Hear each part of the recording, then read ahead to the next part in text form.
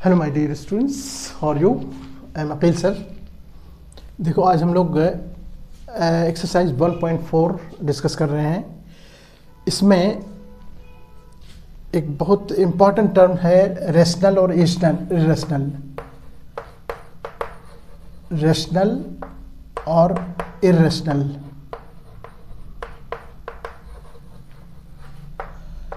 ये दोनों टर्म बहुत ही इम्पॉर्टेंट है और बहुत ही कॉन्सेप्ट इसका क्लियर कर लो आप अपने लाइफ में, क्योंकि हम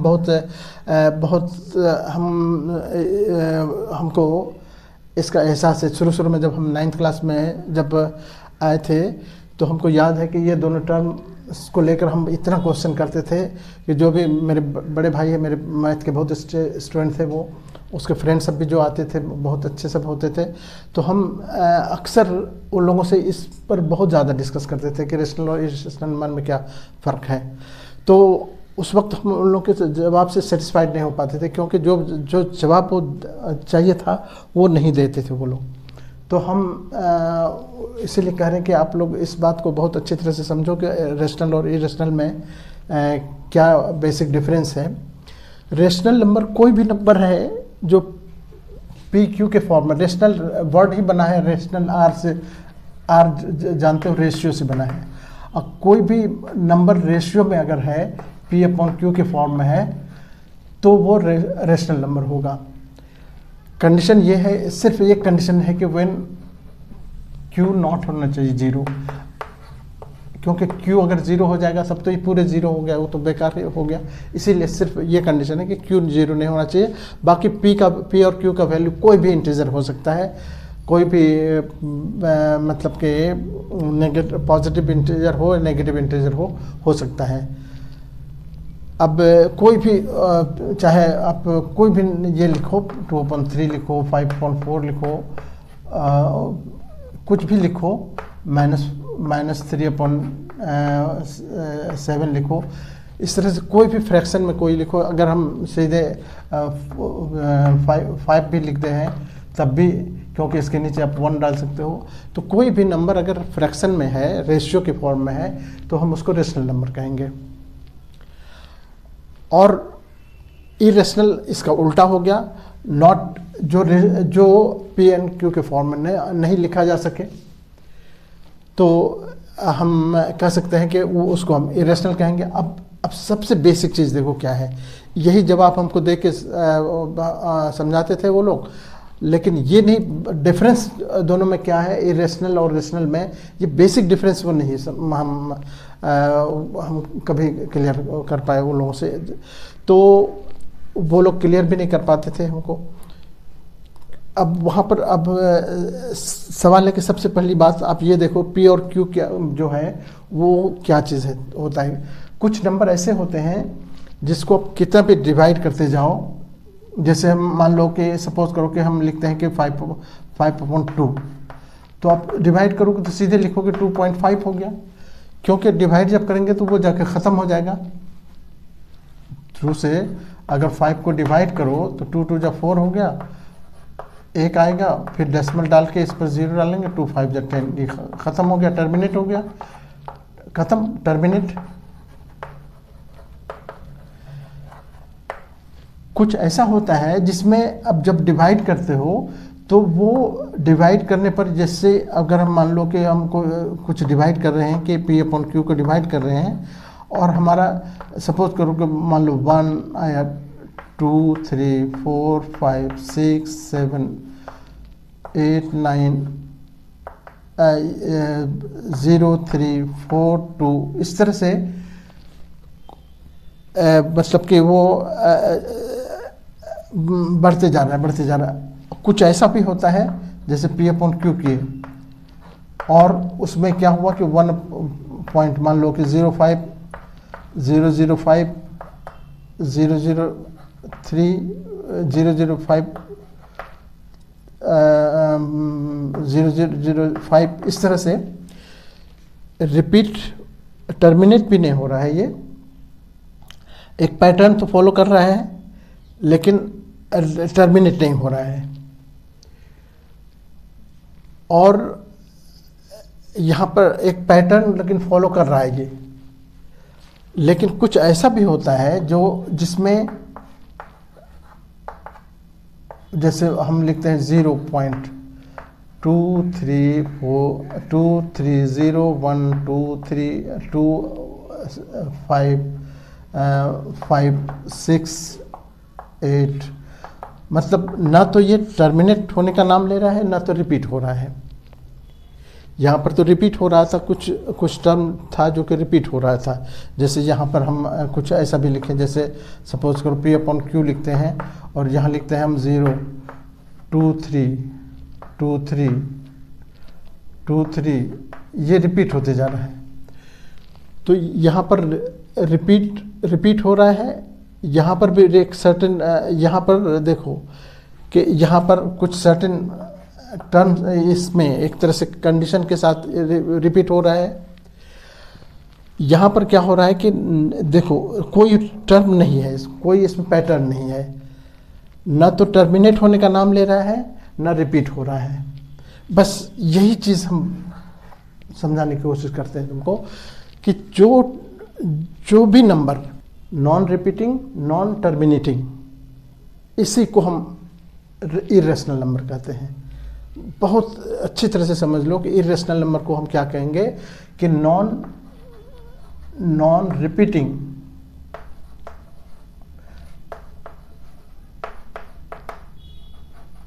एंड नॉन टर्मिनेटिंग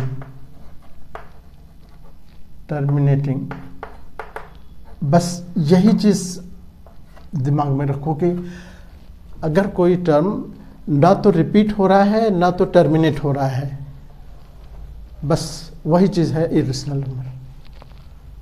यही इस चीज़ को आप अच्छी तरह से समझ लो। बस हम रेशनल नंबर में हम समझते हैं कि तुमको कहीं पर कोई दिक्कत नहीं होगी। रेशनल नंबर और इरेशनल में बस सबसे बेसिक बुनियादी डिफरेंस यही है कि इरेशनल नंबर नॉन टर्मिनेटिंग और नॉन रिपीटिंग होता है, और बाकी ये टर्मिनेट भी कर सकता है, रिपीट भी कर सकता है, ये रेशनल नंबर होगा।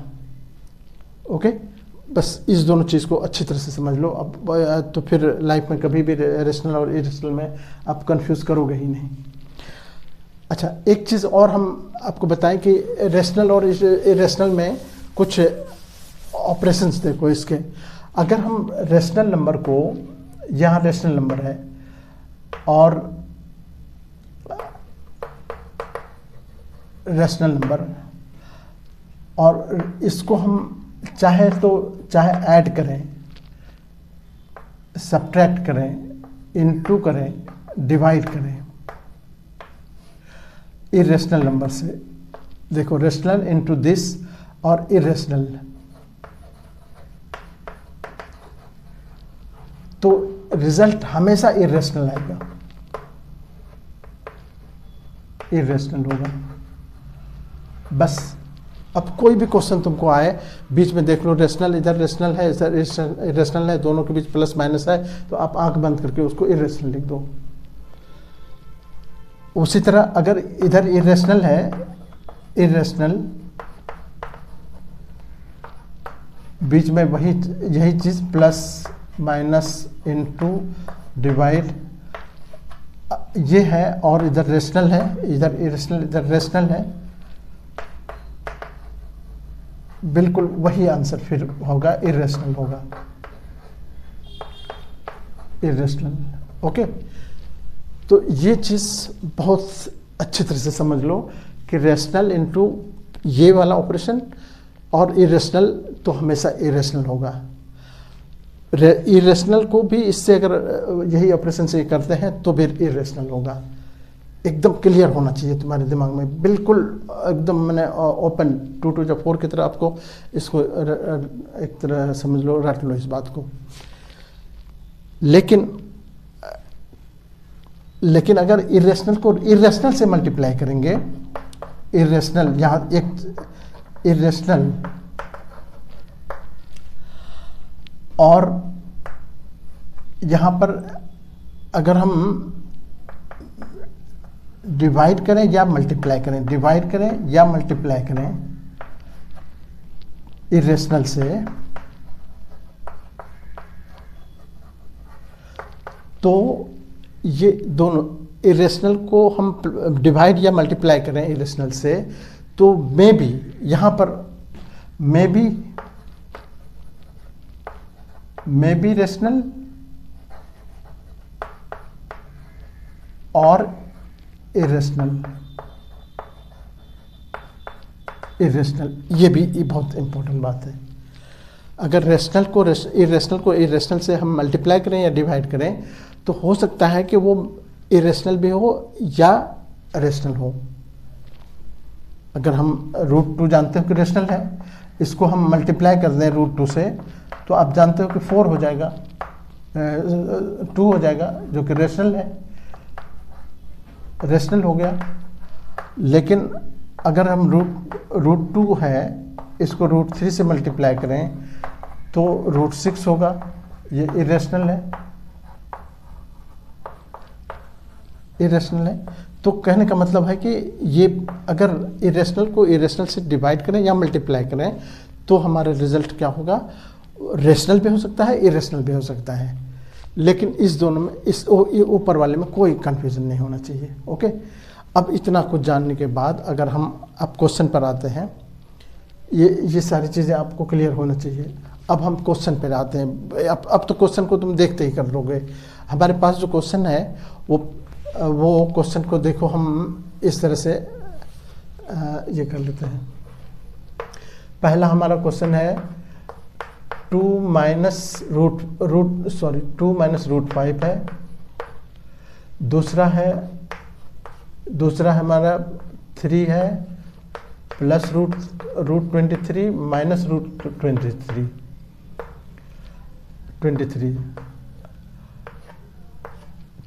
चौथा है तीसरा है हमारे पास जो है 2√7/7 चौथा जो हमारा ये है वो है 1/√2। उसके बाद एक है 2π, ये 5वां है 2π। अब देखो यहाँ पर अभी हमने क्या कहा कि प्लस माइनस वाला कुछ भी होगा तो वो इरेशनल है। रेशनल के साथ इरेशनल घट रहा है तो ये इरेशनल हो गया, ये इरेशनल होगा ना। देखो यहाँ रेशनल माइनस इरेशनल तो इरेशनल होगा। उसी तरह यहाँ पर देखो, अगर हम इसको ये खोलें, ये ऐसे कट भी जाएगा। वैसे तो आपको बताया कि प्लस माइनस है बीच में, इसका मतलब ये वाला ये आ गया, तो ऐसा होने पर अब क्या कर सकते हो, इरेशनल होगा सीधे। तो यहाँ पर, लेकिन यहाँ पर जब हम ऑपरेट करते हैं, इसको सिंप्लीफाई करते हैं, तो देखते हैं कि ये दोनों कट गया। कटने के बाद 3 बचा, तो 3 तो रेशनल हो गया, ये रेशनल हो गया। ठीक है, यहाँ पर भी देखो ऊपर रेशनल है, ये दोनों कट जाएगा। कट जाने के बाद 2/7 बचा, ये तो रेशनल हो गया ये। ठीक है, उसके बाद ये है 1/√2। अब 1/√2 को मल्टीप्लाई करना है। अगर रेशनलाइज भी करोगे सपोज, तो रेशनलाइज भी करोगे तो क्या होगा, √2 को √2 से √2/√2 भी करोगे तो √2 तो रह ही जाएगा ऊपर, नीचे भले 2 हो गया, ऊपर तो फिर रह ही गया। इसका मतलब ये हुआ कि ये इरेशनल होगा। वहाँ देखो डिवीज़न वाला में भी हमने लिखा था ना कि रेशनल नंबर को हम कुछ भी कर लें, डिवाइड कर लें, मल्टीप्लाई कर लें, वो इरेशनल ही रहेगा, इरेशनल है ना। और यहाँ पर देखो, यहाँ पर पाई तो आप जानते हो कि इरेशनल है, तो इरेशनल हमेशा आप उसको 2 से मल्टीप्लाई करो, उसी से मल्टीप्लाई करो, इरेशनल ही होगा। तो इस तरह से हम ये कंप्लीट कर लिए। ये पूरा 5 पार्ट है इसमें, पहले क्वेश्चन का, वो 5 पार्ट आपका क्लियर हो जाना चाहिए। ओके, देखो ये एक्सरसाइज 1.4 के क्वेश्चन है, क्वेश्चन नंबर 2। सिंप्लीफाई करना है इसको। आप देखो कि इसमें सिंप्लीफाई कैसे करोगे आप। बहुत सिंपल क्वेश्चन है, इसको मल्टीप्लाई करना है सिंपली। इसको देखो, जब हम इसको इससे मल्टीप्लाई करेंगे तो 2 3 6 हो गया, प्लस ये 3 को इससे मल्टीप्लाई करो तो क्या होगा 3 इंटू √2।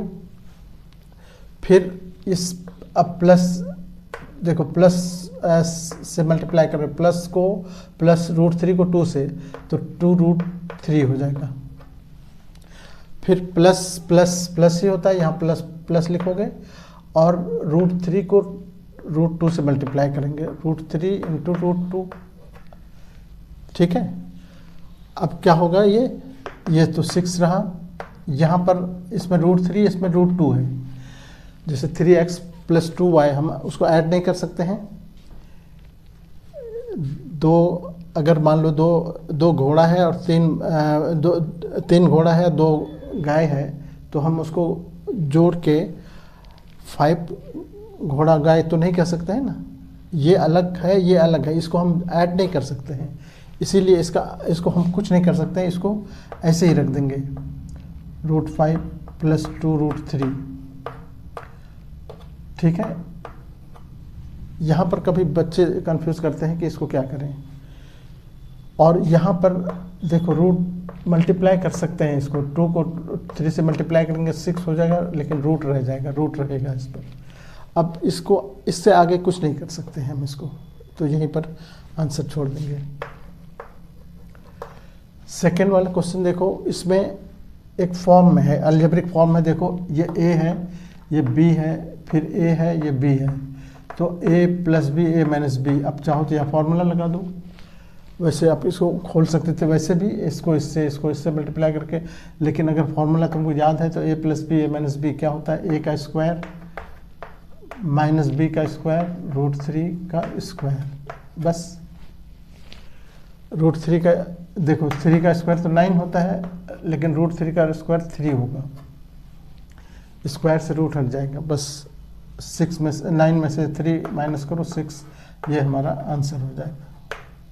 ठीक है, यहाँ पर भी देखो एक फॉर्मूले को पैटर्न देखो, a + b का होल स्क्वायर, a + b का होल स्क्वायर, ये क्या होता है, a² + b² + 2ab, या 2ab को बीच में भी लिख सकते हैं। अब यहाँ पर देखो √5 का स्क्वायर, देखो यहाँ पर a² होता है तो √5 का स्क्वायर हो गया, √5 का स्क्वायर प्लस √2 का स्क्वायर प्लस 2 इंटू √5 इंटू √2। √5 का स्क्वायर 5 हो गया, √2 का स्क्वायर 2 हो गया, ओके, प्लस 2 रहेगा, और ये रूट दोनों पर रूट है तो एक ही रूट में अगर हम डाल दें तो इसको 5 इंटू 2 लिख देंगे। अब ये 5 और 2 मिलकर 7 हो गया, और ये इसके साथ जुटेगा नहीं, एज इट इज़ रहेगा। 5 × 10, 2√10, 7 + 2√10, ये हमारा आंसर होगा। ठीक है ना, बहुत आसान है। अब यहाँ पर देखो, यहाँ पर भी वही a है, ये b है, ये a है, फिर b है, यानी a - b a + b। ठीक है, a + b a - b या a - b a + b एक ही बात होती है, कोई इंटू में कोई फ़र्क नहीं पड़ता है, क्योंकि 2 × 3 वो भी 6 होता है, 3 × 2 ये भी 6 होता है। ओके, इसीलिए ये इससे आप लोगों को ज़रा भी डरने की ज़रूरत नहीं है। a - b a + b क्या हो गया, a² का मतलब √5 का स्क्वायर माइनस b² मतलब √2 का स्क्वायर। बहुत सिंपल है। तो √5 का स्क्वायर क्या होगा, स्क्वायर से रूट हट जाएगा, तो बस इसका काम यही है, स्क्वायर से रूट हट जाएगा, और ये सिंपली हम इसको 5 लिखेंगे। उसी तरह यहाँ पर √2 से स्क्वायर की वजह से √2 हो जाएगा, और 5 - 2 हो गया, और 5 - 2 आप जानते हो कितना होता है, ये हमारा आंसर हो गया, ये 3 हमारा आंसर हो गया। बहुत सिंपल है। ओके, देखो ये एक क्वेश्चन है एक्सरसाइज 1.4 में, क्वेश्चन नंबर 3। देखो क्वेश्चन का स्टेटमेंट देखो कहता है कि रिकॉल, याद करो कि पाई क्या होता है, पाई को कैसे हम डिफाइन करते हैं। पाई आप जानते हो कि पाई बराबर हम जब सरकमफ्रेंस निकालते हैं हम लोग, सरकमफ्रेंस ऑफ सर्कल, ये बराबर होता है 2 पाई आर, यही लिखते हैं ना, यानी C बराबर होता है 2 पाई आर। क्वेश्चन उसी से रिलेटेड है। अगर हम यहाँ से पाई ये कर लेते हैं तो पाई बराबर हो जाएगा, यहाँ पर पाई बराबर हो जाएगा C अपॉन 2R। अब यहाँ क्वेश्चन ये है कि 2R कहो या D कहो, ये जिसको हम पाई D भी कहते हैं, पाई D, तो यहाँ पर हम D भी लिख दें। तो अब देखो कि अब क्वेश्चन ये है कि अगर आप ये डेफिनेशन तुम देख रहे हो कि ये सरकमफ्रेंस है, सर्कल का सरकमफ्रेंस तुम जानते हो कि आप निकाल सकते हो, अगर रेडियस दिया हुआ है तो सरकमफ्रेंस का फॉर्मूला लगाओगे और निकाल देते हो। तो यह क्वेश्चन यही है कि अगर पाई को हम डिफाइन करते हैं तो ये लिखते हैं कि सरकमफ्रेंस अपॉन डायमीटर, यानी C अपॉन D, पाई बराबर C अपॉन D। तो इसका मतलब ये हुआ कि ऊपर सरकमफ्रेंस, क्वेश्चन ये है, देखो गौर करो कि पाई तो इरेशनल नंबर है, लेकिन जब हम पाई को डिफाइन करते हैं तो हम लिखते हैं C अपॉन D, यानी सरकमफ्रेंस अपॉन डायमीटर।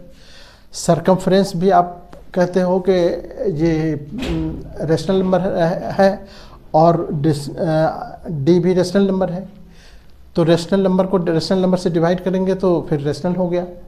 तो इसका मतलब ये तो कंट्राडिक्शन हो गया ना कि 22 पाई तो है इरेशनल नंबर, हम रेशनल को रेशनल से डिवाइड करके लिख रहे हैं इरेशनल, तो ये तो इलॉजिकल है, ये एक कंट्राडिक्शन पैदा होता है। यही इसी को रिजॉल्व करने के लिए आपसे कहा जा रहा है। तो अब देखो कि सबसे पहली बात तो हम ये कहेंगे कि हम जो सरकमफ्रेंस निकालते हैं वो सरकमफ्रेंस वो कभी भी एक्यूरेट सरकमफ्रेंस नहीं होता है, वो हमेशा अप्रॉक्सीमेट होता है। ऐसा इसलिए कि जब हम सरकमफ्रेंस निकालते हैं तो उसमें पाई से हम मल्टीप्लाई करते हैं आर को या डी से, और पाई चूँकि खुद पाई जो है वो इरेशनल नंबर है और इरेशनल को हम रेशनल से मल्टीप्लाई कर रहे हैं तो इरेशनल ही हो रहेगा। हम देख चुके हैं ये चीज़ पिछले इस क्लास में कि अगर हम रेशनल को इरेशनल से मल्टीप्लाई करेंगे तो इरेशनल ही रहेगा। तो इसका मतलब ये हुआ कि ये जो डी जो है ये पाई जो हमारा इरेशनल नंबर है ना, इरेशनल को हम रेशनल से मल्टीप्लाई कर रहे हैं तभी सरकमफ्रेंस आ रहा है। तो इसका मतलब हुआ कि सरकमफ्रेंस कभी भी अप्रॉक्सीमेट होगा, एक्यूरेट नहीं हो सकता है। और जब एक्यूरेट नहीं हो सकता है तो इसका मतलब ये हुआ कि सरकमफ्रेंस अप्रॉक्सीमेट हुआ। इसीलिए हम इसको हम इस तरह से कह सकते हैं कि ये हमारा जो ये कोई कंट्राडिक्शन की बात नहीं है, ये बिल्कुल 100% ओके है कि पाई बराबर होता है C अपॉन D, लेकिन ये इसका अप्रॉक्स वैल्यू है। C बराबर C जो भी निकलता है सरकमफ्रेंस वो उसका अप्रॉक्स वैल्यू है, ना कि उसका एग्जैक्ट वैल्यू है। इसीलिए ये हमारा ये कंट्राडिक्शन कहना गलत है कि ये सरकमफ्रेंस किसी का या पाई जो है वो इरेशनल नंबर से इरेशनल बन जाएगा, जैसे यहाँ पर कह रहा है कि पाई यहाँ इस हिसाब से तो इसको रेशनल बन जाना चाहिए, लेकिन नहीं है ऐसा। तो इसकी वजह यही है कि हम जो पाई बराबर C अपॉन D करते हैं तो C जो है वो उसमें अप्रॉक्स लगा हुआ है, और अप्रॉक्स नीचे भले रेशनल नंबर है लेकिन ऊपर वाला जो है सरकमफ्रेंस वो डेफिनेट नहीं हो सकता है, इरेशनल है। और इसीलिए हम कह सकते हैं कि ये इसमें कंट्राडिक्शन की कोई बात नहीं है। इसको हम ये फैक्ट है कि सरकमफ्रेंस बराबर 2D होता है और 2 पाई D होता है, और पाई चूँकि इरेशनल है इसीलिए सरकमफ्रेंस भी इरेशनल होगा, और इसीलिए यहाँ पाई बराबर C अपॉन D जो है वो भी इरेशनल ही है, क्योंकि हम इरेशनल, सी इरेशनल है क्योंकि सी अप्रॉक्स वैल्यू होता है, और डी भले रेशनल है लेकिन इरेशनल को रेशनल से जब डिवाइड करेंगे तो फिर वो इरेशनल ही रहेगा, इस यानी पाई इरेशनल ही रहेगा, रेशनल नहीं होगा। ओके, ये क्वेश्चन है 1.4 का, क्वेश्चन नंबर 4 के 9.3 को अंडर रूट 9.3 को नंबर लाइन पर एक्सप्रेस करो, रिड्यूस मतलब रिप्रेजेंट करो। तो आप देखो इसके लिए हम क्या करेंगे कि सबसे पहले तो एक लाइन ड्रॉ करो आप। ये लाइन को यहाँ मान लो कि यहाँ पे इसका 0 है, यहाँ से हम जितना बड़ा ये है 9.3 का एक यहाँ से 9.3 का हम एक आर्क लेंगे और यहाँ पर इसको कट करेंगे, और फिर इसमें एक और 1 सेंटीमीटर और इधर से ऐड करके यहाँ पर एक पॉइंट लगा लेंगे। ये सपोज ये पॉइंट है हमारा ए, ये ओ है, ये ए है, ये पॉइंट पी पर हमने ये कर लिया उसको। अब हम क्या करेंगे कि यहाँ से यहाँ तक का ओपी, देखो ओपी हमारा कितना हो गया, ओपी बराबर हो गया, पहले तो हमने ओए लिया, ओए हमारे पास है 9.3 और ओपी हमारा हो गया 9.3 प्लस 9.3 प्लस 1 इसमें 1 यूनिट ऐड किया हमने, तो ये हो गया 10.3। जब हम इसको डिवाइड करेंगे तो ये हो जाएगा 2 5 10 और 2 1 2 2 5 ये 2.5 का आर्क लेके हम यहाँ से एक ये सेमी सर्कल ड्रॉ करेंगे। यहाँ से ये आर्क लेके ये इसका 5.5 का हम आर्क लेंगे, यहाँ से 5.5 का जो भी आर्क आएगा ये बीच में आएगा, और इससे हम एक सर्कल ड्रॉ करेंगे।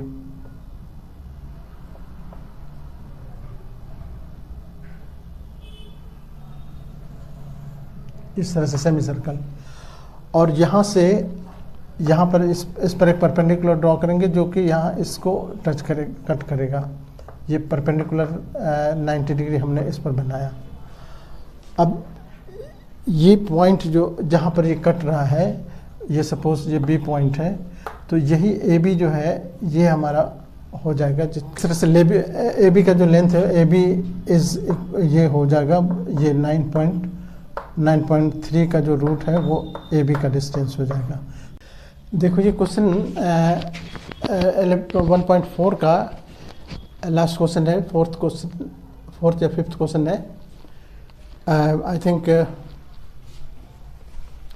ये हमारा लास्ट क्वेश्चन है, फिफ्थ क्वेश्चन। इसमें रेशनलाइज करने कह रहा है। रेशनलाइज करने का मतलब हुआ कि इसको रेशनल नंबर में कन्वर्ट करने के लिए कह रहा है। तो रेशनलाइज हम नीचे वाले पोर्शन को देख के करते हैं। जैसे यहाँ देखो, यहाँ रूट 7 है तो इसको हम मल्टीप्लाई करेंगे जो यहाँ पर है उसी से। रूट 7 है तो रूट 7/√7 से इसको मल्टीप्लाई करेंगे, तो ये रेशनलाइज हो गया। अब ऊपर रूट 7 को 1 से मल्टीप्लाई करो तो रूट 7 ही रहेगा, लेकिन नीचे रूट 7 को मल्टीप्लाई करोगे तो 7 हो गया। और इसको हम आगे फर्दर कुछ नहीं करेंगे, नीचे हमारा इंटीजर के फॉर्म में आ गया, इसलिए हम इसको यहीं पर छोड़ देंगे। यहीं पर आंसर, ये हमारा सिंपलेस्ट फॉर्म है इसका। ठीक है, नेक्स्ट है, देखो जो नीचे है वही चीज़, एग्जैक्ट वही चीज़, लेकिन प्लस है तो माइनस के साथ, माइनस है तो प्लस के साथ लेंगे। यहाँ पर माइनस है तो हम इसको मल्टीप्लाई करेंगे, सेम यही चीज़ रूट 7 प्लस में प्लस डाल के, ये प्लस या माइनस है तो यहाँ प्लस रूट 7 प्लस रूट 6। ऐसा इसलिए करेंगे कि a प्लस बी के होल स्क्वायर में आ जाएगा। ये a प्लस बी के फॉर्म में आ जाएगा, तो इसका नीचे रेशनलाइज हो जाएगा। ये ऊपर तो 1 से मल्टीप्लाई करेंगे, कोई फ़र्क नहीं पड़ेगा इसमें, रूट 7 प्लस रूट 6 ही रहेगा। लेकिन नीचे क्या होगा, a प्लस बी हो गया, मतलब रूट 7 पर स्क्वायर माइनस रूट 6 पर स्क्वायर। तो ऊपर एज इट इज़ रखेंगे रूट 7 प्लस 6 रूट 6, और नीचे ए प्लस ए स्क्वायर मतलब देखो रूट 7 का स्क्वायर से 7 हो जाएगा और रूट 6 का स्क्वायर से 6 हो गया, यानी 7 माइनस 6 1 हो गया। ऊपर रूट 7 प्लस रूट 6 नीचे 1 लिखो ना लिखो बराबर है, ये हमारा आंसर होगा। ठीक है, उसके बाद ये इसमें देखो, इसमें भी हम क्या करेंगे, 1/√5 प्लस √2 है, हम मल्टीप्लाई करेंगे। यहाँ पर देखो जो चीज़ है उसका अपोजिट साइन लेंगे, तो √5 माइनस √2 लेना होगा और ये नीचे जो नीचे दिए डाले वही ऊपर डालना होगा, ताकि ऐसा इसलिए कि ये दोनों सेम रहेगा तभी कट के 1 होगा। 1 से हम किसी को भी मल्टीप्लाई कर सकते हैं, इसको कहते हैं रेशनलाइज करना, है ना। अब ऊपर हम कुछ नहीं करेंगे, √5 माइनस √2 एज इट इज़ रहेगा, लेकिन नीचे a plus B A minus B से हमारा फॉर्मूला बन गया a स्क्वायर यानी √5 का स्क्वायर माइनस बी स्क्वायर मतलब √2 का स्क्वायर। यहाँ भी एज इट इज़ रखेंगे √5 माइनस √2, इसको कुछ नहीं करेंगे, और नीचे हो गया a का स्क्वायर मतलब √5 का स्क्वायर 5 हो गया और √2 का स्क्वायर 2 हो गया, यानी ऊपर तो √5 माइनस √2 ही रहा, लेकिन नीचे हो गया 3, यह 5 माइनस 2 3 हो गया, यही हमारा आंसर हो गया। ठीक है, नेक्स्ट देखो, इसमें 1/√7 है -2 है, तो हम यही माइनस को खाली देख रहे हैं कि माइनस है, तो हम उसको इनटू मल्टीप्लाई जो करेंगे यहाँ √7 और ये माइनस की जगह पर प्लस कर देंगे, रूट अपनी जगह पर 2 भी रहेगा अपनी जगह पर, और जो नीचे डाले वही ऊपर हम डालेंगे, √7 प्लस 2 जो नीचे डाले हैं वही ऊपर डालेंगे, ताकि ये कट के 1 हो जाए। अब हम कट नहीं करेंगे, ऊपर इसको मल्टीप्लाई करेंगे 1 से तो वही रह जाएगा, √7 प्लस 2 और नीचे a plus B A minus B यानी a square minus B square हो गया, तो √7 पर स्क्वायर माइनस 2 पर स्क्वायर। ठीक है, अब ये ऊपर √7 प्लस 2 नीचे देखो √7 का स्क्वायर से रूट हट जाएगा स्क्वायर की वजह से, तो ये हो गया 7 और ये 2 पर स्क्वायर है, 2 पर रूट नहीं है इसीलिए 2 का स्क्वायर 4 हो जाएगा, और फिर ऊपर 7 प्लस √2 अपनी जगह पर रहा और नीचे हो गया 7 माइनस 4 यानी 3, ये हमारा आंसर हो गया। तो इस तरह से हम 4 पार्ट को ये कर लेंगे। ठीक है।